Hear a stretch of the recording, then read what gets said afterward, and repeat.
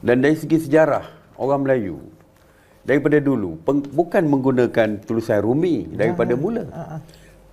Kita memulakan bangsa kita dari segi peradaban kita menggunakan tulisan Jawi untuk komunikasi waktu itu. Sama ada dari segi komunikasi perdagangan dan sebagainya. Mungkin waktu itu, waktu di zaman Kesultanan Melaka, Kesultanan Riau, Kesultanan Johor Riau dan sebagainya, Kesultanan Kelantan Patani dan sebagainya. Inilah tulisannya. Tulisan Jawi. Mungkin Melaka nak berkomunikasi dengan negara China waktu itu. Kita tak tulis bahasa Cina. Waktu itu penulis dalam bahasa Melayu dengan tulisan Jawi untuk kita komunikasi dengan Raja China. Begitu juga dengan di Kelantan Patani, mungkin dengan Raja Thailand pun bahasa Cina. Pedagang-pedagang asing yang datang pun daripada negara-negara Eropah dan sebagainya, Turki ke negara Arab dan sebagainya. Waktu itu menggunakan tulisan Jawi dan sebagainya. Peradaban penulisan awal Melayu ini adalah Jawi. Dan eloklah kalau pelajar-pelajar sekolah rendah, SJKT, SJKC dan sebagainya untuk mengenal budaya bangsa, tahu bahawa inilah tulisan Melayu, orang Melayu dulu yang menggunakannya, yang digunakan waktu ketiga dulu dalam semua bentuk ekonomi, politik dan sebagainya. Sepatutnya mereka didedahkan untuk mengenali bangsa Melayu dengan lebih dekat. Adakah salah untuk anak-anak bangsa lain untuk belajar tentang peradaban bangsa kita? Mengenali sejarah kita. Mereka belajar di sekolah rendah, Parameswara, Buka Melaka, Sang Nila Utama, Buka Singapura. Dan boleh kalau saya tambah Batu Bersurat Terengganu seawal 1303. Maknanya mereka belajar sejarah awal Melayu dan kerajaan Melayu dulu. Kenapa tidak boleh juga mereka ingin belajar mengenali tentang komunikasi Melayu dalam tulisan ketika itu apa dia. Jadi sebab tu kita perkenalkan, saya percaya Kementerian Pendidikan perkenalkan Jawi ini supaya mereka mengenali Jawi. Dan tidak ada kena-mengena dengan agama. Ini adalah tulisan. Tulisan ni samalah dengan tulisan Mandarin, tulisan Cina, tulisan Hindi, Urdu, tulisan Tamil, kalau tulisan Hebrew dan sebagainya. Ini adalah tulisan Rumi, Jawi untuk Arab, Parsi dan sebagainya menggunakan tulisan Jawi. Jadi ini adalah tulisan, tidak melambangkan agama. Kalau mereka pergi ke negara-negara Arab yang pakai jubah tu bukan mesti Islam. Kalau di negara-negara Arab ada juga Kristian. Kalau pergi di Iran yang pakai jubah putih, pakai serban pun bukan semuanya Islam. Majusi, menyembah matahari pun ada. Jadi bahasa dia pun cakap Arab. Orang Kristian di Mesir cakap Arab. Fasih daripada kita lah. Kalau kita belajar dia bahasa dia. So bahasa, pakaian, cara makan, budaya dan tulisan. Tidak melambangkan agama. Dia adalah satu yang berkaitan dengan bangsa, budaya bangsa itu sendiri. Kalau di Indonesia yang pakai songkok belum tentu Islam. Jadi jangan kena pakai songkok dulu. Betapa ceteknya pemikiran dia orang. Ada satu Dewan Undangan Negeri yang mana ahli adun tak nak pakai songkok kerana itu Islam. Ketika masa angkat sumpah. Angkat sumpah. Kerana itu Islam bagi dia. Kenapa dia bukan Islam kena pakai songkok? Ini menunjukkan betapa sempit dan ekstrimnya. Ekstremis sempit ni, kumpulan-kumpulan yang ekstremis sempit ni yang menolak terus Melayu. Boleh Datuk Seri gunakan resis lah. Dari yang resis sempit ni. Yang menolak terus ada apa saja yang berkaitan dengan Melayu, apa saja berkaitan dengan Islam tu dia tolak walaupun perkara tidak betul. Seperti yang berlaku pada Jawi ni. Dan saya sangat bimbang kalau perkara ini berterusan. Ianya semakin menguris hati orang Melayu. Orang Melayu dah banyak bersabar bagi saya. Banyak perkara-perkara yang mereka tuntut, yang mereka tentang adalah sesuatu yang termaktub di dalam perlembagaan persekutuan. Perkara 153, saya tak nak sebut social contract dan sebagainya. Dah ada 153. Tapi masih lagi digembar-gemborkan, dan akhir-akhir ini nampaknya sudah seperti encroach, sudah di dalam boundary kita. Jadi saya harap bagi saya dan bagi semua orang dalam Malaysia, di sebuah masyarakat majmuk ini, yang penting adalah perpaduan. Yang penting adalah kedamaian di dalam negara tersebut. Kadang-kadang kita terpaksa bertolak ansur. Tapi jangan tolak kita saja ni. Tolak beransur-ansur ni. Jangan tolak semata-mata. Kita kena bertolak ansur. Setiap kaum tak boleh mendapat kesemua. Tapi kena adalah bertolak ansur. Mungkin kita hilang sesuatu yang kita nak. Tetapi demi keamanan, kita perlu lupakan apa yang kita perjuangkan tersebut, kalau ianya tidaklah begitu besar sehingga boleh menggugat kepentingan bangsa yang ada dalam negara kita. Jadi jauhi, tidak mendatangkan apa-apa efek pun kepada bangsa lain. Jadi tolong, saya harap kalau nakkan negara kita aman terus kekal seperti ini, hentikan perkara-perkara yang melibatkan isu terusan jauhi dan sebagainya. Ada satu juga berkait dengan orang kata artikel penulisan Datuk Seri sendiri daripada orang kata tulisan Jawi ni juga, yang ni orang kata Donzong JAP, enough is enough. Lepas pada tu orang kata cadangan Datuk Seri supaya Donzong ini diharamkan pertubuhan ini, sebab kerana terlalu nampak konsisten dia orang kata memperjuangkan orang kata hanya untuk kaum Cina. Alright. Silakan. Betul. Saya tidak ada masalah kalau mereka nak berjuang untuk kepentingan kaum Cina. Berjuanglah. Nak berjuang macam mana pun, tapi jangan menyentuh hak dan kepentingan orang Melayu. Seperti saya kata tadi, yang orang Melayu pertahankan, dan orang Melayu tidak pernah minta sesuatu yang lebih.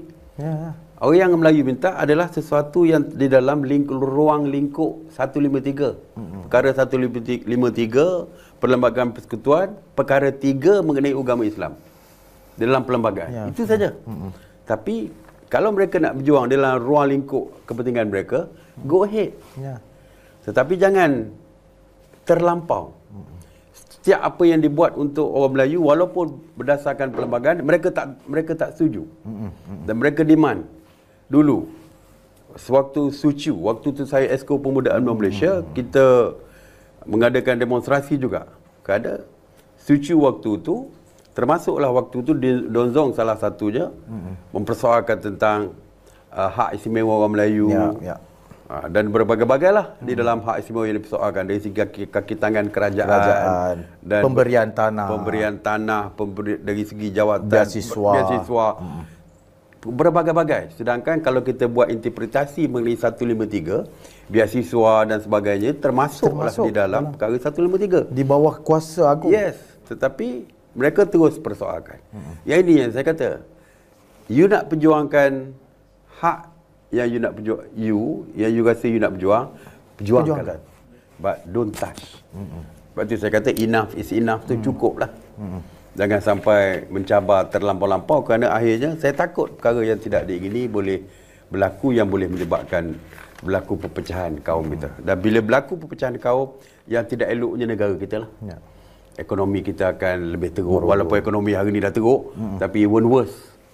Dari segi security, keselamatan, kita nak supaya family kita tak perlu risau pada family kita. Keluar di mana-mana pun kita tahu mereka akan selamat, kerana negara kita negara yang selamat. Tetapi kalau berlaku perkara-perkara yang ini, ianya akan menyusahkan semua orang. Akan menyusahkan semua pihak. Bukan tak kira bangsa lah, semua bangsa akan susah.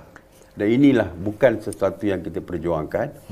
Apabila kita berjuang bersama untuk merdeka dulu, kita nakkan negara yang aman damai. Jadi sebab itu bila saya tegur dia, kita ikhlas kerana untuk menjaga keamanan negara kita. Datuk Seri, panjangkan sedikit. Saya nak tahu, kalau saya bagi skala ketegangan orang kata yang mungkin berlaku daripada cetusan, khususnya khat bahasa Jawi dan pelbagai yang berkaitan dengan Sukiu dan sebagainya. Kalau boleh saya bagi skala 1 hingga 10. Berapa Datuk Seri rasa kerisauan? Kerisauan orang kata, maknanya kita nampak seolah-olah dah ke mana dengan kesabaran orang Melayu? Saya dari segi skala tu susah saya nak bagi. Tapi mana-mana yang saya pergi pun memang dari segi kebimbangan tu tinggi, dah sampai tahap meruncing. Kebimbangan tu besar. And then dari segi kemarahan tu pun semakin hari semakin meningkat. Kerana mereka, orang Melayu sudah melihat bahawa mereka sudah tidak menghormati kita dan sebagai penduduk majoriti di negara kita. Mereka tidak menghormati kita sebagai penduduk asal di negara kita, dan mereka juga dilihat supaya sudah tidak menghormati perlembagaan persekutuan, dan mereka tidak menghormati kontrak sosial yang telah pun sama-sama dipersetujui. Datuk Sri, berkaitan dengan orang kata tulisan Jawi juga yang berkaitan dengan Donzon dan sebagainya. Saya ingat baru 2-3 hari lepas saya terbaca dalam satu online media, seorang presiden Parti Gerakan Datuk Dominic memohon polis untuk Datuk Seri disasat bersama dengan Menteri Mazli Malik kerana kononnya ada kenyataan Datuk Seri. Tapi saya baca balik apa yang Datuk Seri tulis. Saya tak lihat orang kata benda tu orang kata mencetuskan perkauman. Cuma soalan saya ialah daripada kenyataan Dominic tadi, presiden, saya pun tak tahu presiden gerakan tu nama Dominic, saya tak kenal. Maknanya seolah-olah apa sahaja benda yang berkaitan dengan orang kata memperjuangkan, mempertahankan hak Melayu itu dilihat rasis. Tapi dalam kenyataan Dominic itu sendiri, maknanya dia menyokong Donzon, tetapi itu tidak dilihat sebagai perkauman. Further sikit, saya minta. Tak berapa nak komen sangat pasal Dominic ni daripada Parti Gerakan. Saya pun tak tahu ada lagi ke Parti Gerakan. Dominic pun saya pun. Datuk Sri kenal presiden baru ni? Saya kenal. Dulu pun dah bertanding di Batu. Yang memberi undi kepada dia pun orang Melayu lah di Batu tu. Dia kalah teruk dengan daripada undi kaum Cina. Jadi mungkin dia nak jadi lebih ekstrim daripada DAP lah kot. Sebab kalau tidak parti dia mesti matilah lepas ni. Saya pun lama tak sebut Parti Gerakan. Sebab itu saya tak komen pun. Tapi dia minta polis suruh dah siasat Datuk Sri. Hak dia lah, hak dia nak minta. Tapi dia tak buat laporan polis apa semua sekali. Okey. Okey Datuk Sri. Sempena bulan kemerdekaan, saya yang ni saya nak Datuk Sri yang kata lumatkan sikit, dan saya mendapat feedback yang cukup banyak daripada penonton-penonton sebelum pada program kita pada malam ini untuk mengajukan soalan bahawasanya seolah-olah melihat sebelum pada ini kita lihat wujud penghinaan kepada bangsa Melayu ataupun negara itu daripada fake account, daripada entah siapa punya nama, kadang-kadang ia merupakan satu penyamaran dibuat untuk provokasi dan sebagainya. Tetapi mutakhir ini bila saya melihat satu isu mewarnakan bendera daripada putih kepada hitam, lepas pada tu penghinaan kepada Angkatan Tentera Malaysia, ia dibuat secara direct oleh taikun-taikun ataupun pimpinan-pimpinan daripada DAP. Jelas sekarang maknanya bukan lagi fake account, tak adalah nak sembunyi-sembunyi, takut-takut, tak ada. Ini dah confront betul-betul. Saya minta pandangan Datuk Sri sempena dalam bulan kemerdekaan kita ni, benda yang tak seharusnya berlaku. Sila Datuk Sri. Saya pun lihat yang tahun ini saya nampak dari segi program menyemarakkan semangat patriotisme di kalangan rakyat, saya nampak kurang. Merdeka tahun ni? Merdeka tahun ni. Tak tahulah tahun lepas mungkin baru lepas pilihan raya agaknya. Tapi tahun ini patutnya dalam keadaan negara yang agak rapuh dari segi perpaduannya, patriotisme sepatutnya diterapkan dengan lebih serius lagi. Terutamanya di kalangan anak-anak kita dan sebagainya, anak-anak muda dan sebagainya. Kalau dulu waktu BN dulu ada 15 hari bulan dah ada dah program kibarkan bendera dan banyak program untuk sebagai hype untuk ke arah sambutan 31 Ogos. Ya. Tapi saya tak tahu. Saya rasanya tak terbaca di dalam surat khabar tentang program-program kibarkan bendera dan sebagainya. Dan saya nampak tidak banyak bendera lah. Ya, di kereta. Di kereta tak nampak. Kalau dulu di sempang-sempang jalan, di tempat saya sendiri pun, di Bera pun 15 bulan tu kita bersama dengan pejabat daerah dan sebagainya menjalankan kempen mengagihkan bendera. Okay. Kalau kita lihat di pejabat-pejabat kerajaan dan juga kedai-kedai tak banyak lagi kedai ni banyak dah bendera dipasang. Dalam shopping kompleks pun dah dihias dengan bendera dan sebagainya. Macam nak raya dah nak raya pun kat Merdeka pun macam tu dulu. Dulu punya trend. Sekarang ni dah semakin berkurangan. Dan yang lebih membimbangkan lagi bukan setakat tidak menaikkan bendera, tapi menaikkan bendera secara terbalik ni. Secara terbalik yang tadi bendera dihitamkan dan sebagainya. Jadi berbagai-bagai spekulasi daripada rakyat. Ada yang membuat menceritakan dengan lebih detail apa maksud bendera hitam, apa maksud menterbalikkan bendera. Dan semuanya adalah negatif. Dan saya bimbang juga perkara ini juga boleh mencetuskan kemarahan di kalangan rakyat yang mempunyai semangat patriotisme yang tinggi.